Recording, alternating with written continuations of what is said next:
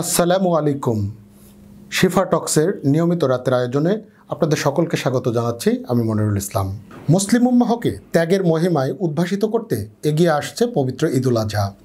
আর এই ঈদুল আজহা আসতে আর বেশ কিছুদিন বাকি থাকলেও ধর্মপ্রাণ মুসলিমদের মধ্যে নানাবিধ ব্যস্ততা লক্ষ্য করা গেছে। বিশেষ করে তরুণ তরুণী ও যুবক যুবতীদের মধ্যে লক্ষ্য করা গেছে নানাবিধ বাহারি কাপড় ও জুতা কেনার প্রবণতা। নওগাঁ সাপাহারে বিপণী বিতানগুলোতে ঠিক এরকমটাই লক্ষ্য করা যাচ্ছে। বিস্তারিত দেখুন প্রতিবেদনে।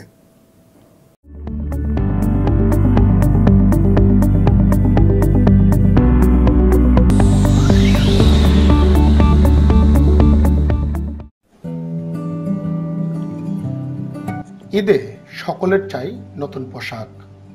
তাই তো স্বাদ আর সাধ্যের মধ্যে প্রিয়জনকে উপহার দিতে ধনী ও মধ্যবিত্তদের পাশাপাশি কেনাকাটায় ব্যস্ত সময় পার করছে নিম্নবিত্তের মানুষগুলো। তিল ধারণের ঠাঁই নেই বিপণীগুলোতে। মনের মতো কেনাকাটায় ব্যস্ত হয়ে পড়েছে সর্বস্তরের মানুষ। নতুন নতুন বাহারি ডিজাইনের পোশাকের সমাহারের মধ্য থেকে কিনছেন পছন্দের পোশাকটি। পিছিয়ে নেই দর্জি ও ফিটিং টেলার্সগুলো। সেলাই কাজে ব্যস্ত থাকায় এদিক সেদিক তাকাবার যেন ফুরসত নেই তাদের।